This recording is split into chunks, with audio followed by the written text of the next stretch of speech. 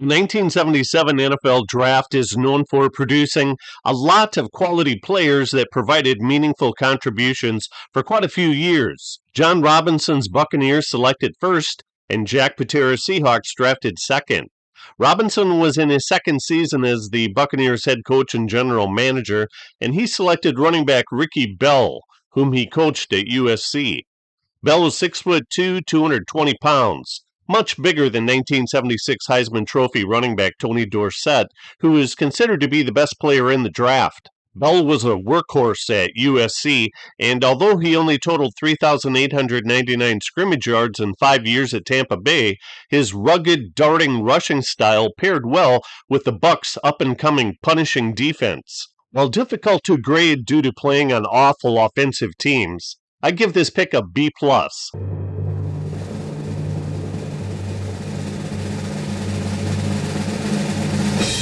Heisman Trophy winner Tony Dorsett had an incredible career at Pitt. He set the NCAA record for most career rushing yards, had 4 1,000 rushing yard seasons, and was the first runner to have 3 1,500 rushing yard seasons. The Cowboys traded their first-round pick at number 14, along with 3 second-round draft picks for the Seahawks' second overall pick in the first round. Dorsett experienced growing pains for the Cowboys and only started 4 games in his rookie season.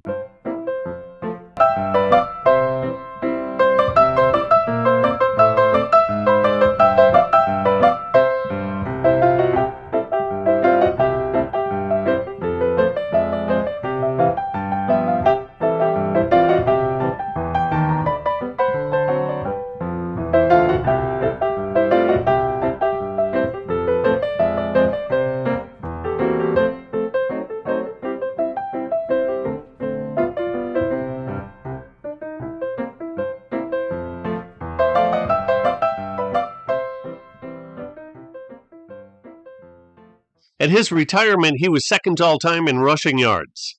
This is an easy one to grade. A+. Eddie Edwards of Miami of Florida was selected by the Bengals at number 3, and he made the all-rookie team. Was a full-time starter for 11 seasons, had 84.5 sacks despite playing his first 3 years at defensive tackle. He had 3 seasons of 10-plus sacks, and even though he never made a Pro Bowl or All-Pro team, I give this pick an A-. 6'5", 270-pound Marvin Powell from USC was taken by the Jets. Started 123 games for them over 9 seasons, made 5 Pro Bowl teams, first-team All-Pro 3 times, and second-team All-Pro 1 time. A tremendous selection. A. Another USC player was taken at number 5, the third one in the top 5 picks, defensive end Gary Jeter. He suffered a left knee injury in 1982 and was traded to the Rams the following year. I'll give this selection a B/B-. Clyde was short for Clydesdale, a nickname that 6'6", 275-pound tackle Warren Bryant out of Kentucky was given.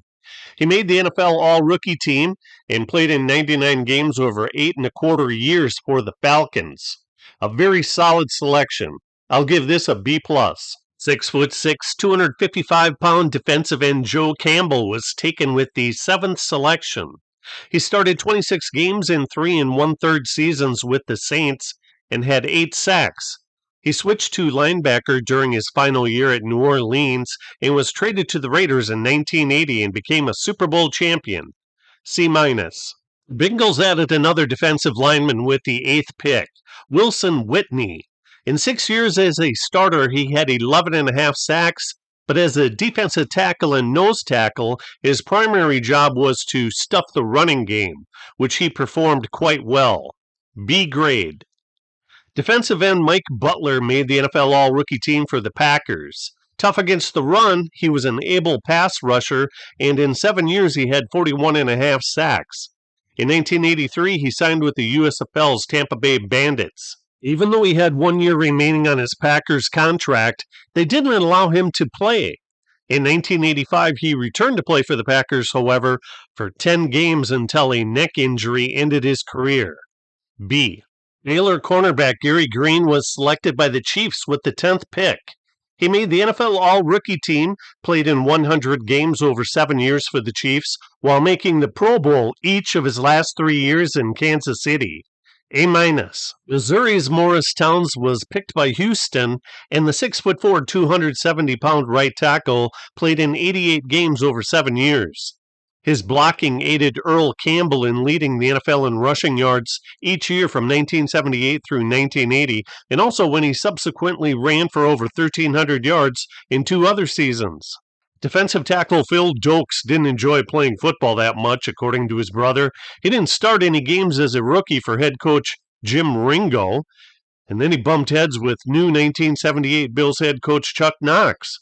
He walked out of training camp in 1979 and never returned. 10 games started plus 4 sacks in 2 years equals D-. A.J. Dewey played defensive end from 1977 through 1979 for the Dolphins, then inside linebacker from 1980 through 1984. He was named as Defensive Rookie of the Year and made the Pro Bowl during his final season. Guard Steve August from Tulsa played admirably for the Seahawks for 8 years. He played in 97 games, and the Seahawks earn a B grade. University of California tackle Ted Albrecht was taken 15th by the Bears and had a terrific rookie year. In 5 years blocking for Walter Payton, he helped to break him loose on numerous occasions.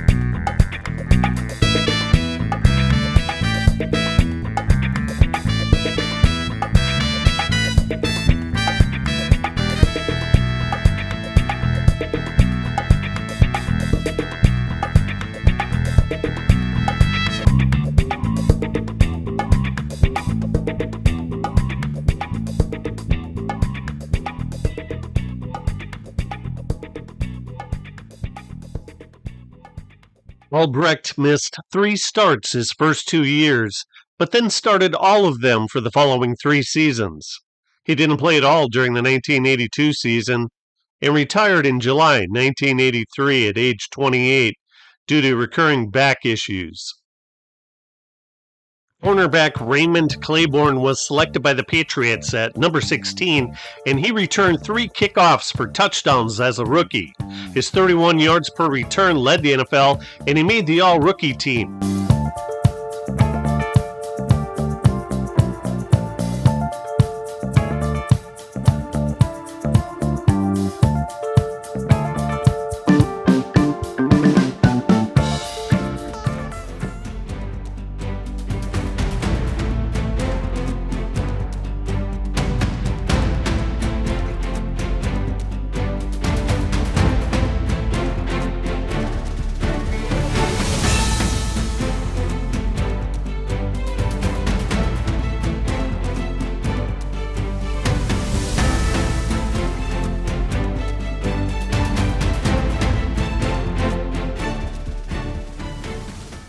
In 13 years with New England, he intercepted 36 passes and made 3 Pro Bowl teams. The Patriots receive an A for this pick. Linebacker Robert L. Jackson from Texas A&M was on injured reserve his entire rookie season. In 4 years and 58 games, he drew the ire of 1977 Browns head coach and 1980 and 1981 Bengals head coach Forrest Gregg. In 1981, he called Jackson the dirtiest player in the NFL. I didn't find any footage to substantiate that, but I did locate some footage of Gregg that supports my claim for him being the most intense head coach at that time. Denver Broncos drafted Boston College guard Steve Schindler. In 2 years, he only made 4 starts and was released on August 21st, 1979. While he played in the 1977 AFC Championship game, in which the Broncos defeated the Raiders 20-17 at Denver, he was inactive for the Super Bowl game in which the Cowboys routed the Broncos. D-. In St. Louis, the Cardinals were evidently desperate to draft a quarterback in order to replace 33-year-old Jim Hart, even though he had made the Pro Bowl in each of the last 3 seasons. Regardless, they drafted Missouri-born and University of Missouri quarterback Steve Pisarkowitz. At Missouri in 1977, he passed for 6 touchdowns, 5 interceptions, and only 793 yards in 11 games. His completion percentage was only 43.8, too. What were the Cardinals thinking? He didn't play at all as a rookie, and guess what? Jim Hart made the Pro Bowl again. In 3 seasons, he started 4 games, played in 9, threw 3 touchdowns with 7 interceptions. D-. Wilson Faumuina from San Jose State was selected at number 20 by the Falcons, who boasted the number 1 defense in the NFL in 1977. The defense was nicknamed the Grits Blitz, and they only gave up 9.2 points per game. He was only a full-time starter in 1 year, grade C. But that 1977 Falcons defense was something else.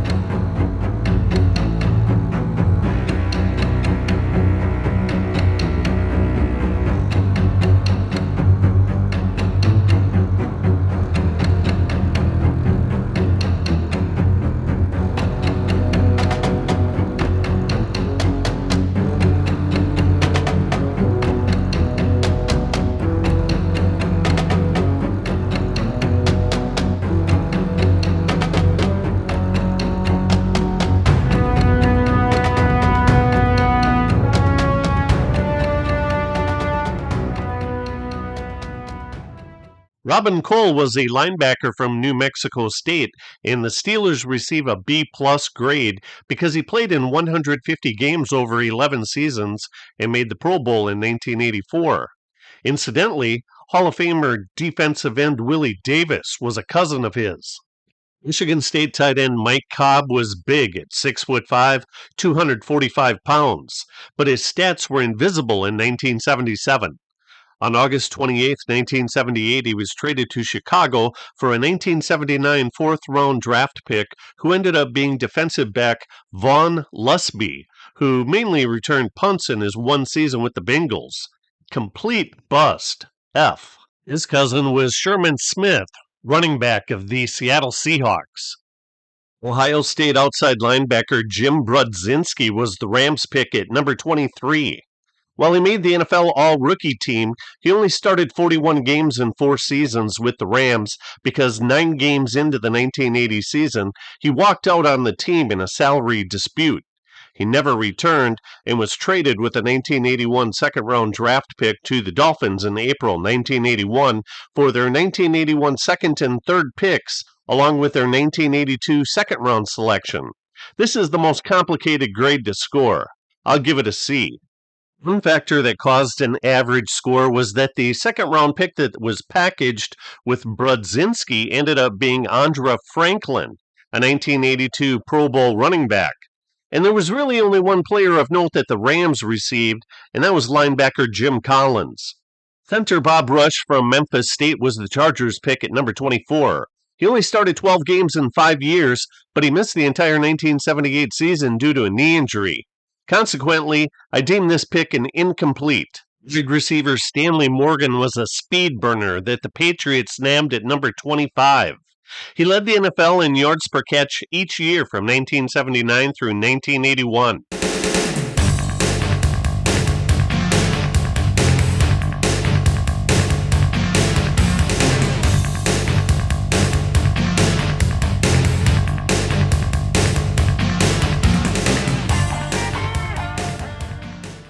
The Pats receive an easy A based upon 13 seasons, 10,716 receiving yards, 73 touchdowns, and a sparkling 19.2 yards per catch. Kentucky wide receiver Randy Burke was more than a surprise pick by the Colts.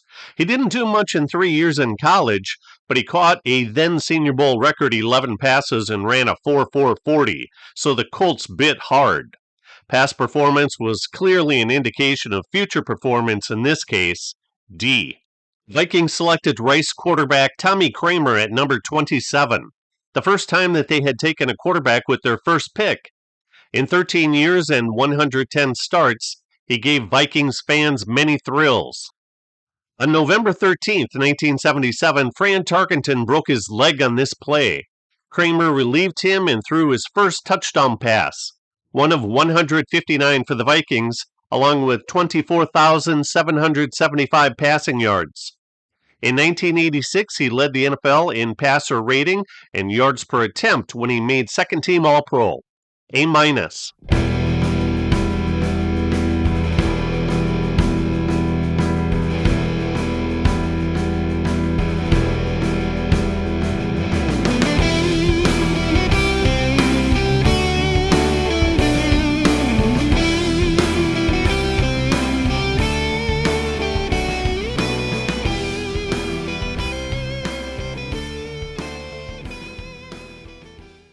Green Bay selected their second defensive end in the first round when they got Ezra Johnson from Morris Brown College. He contributed a high level of play over an extended period of time that results in an A- grade for the Packers.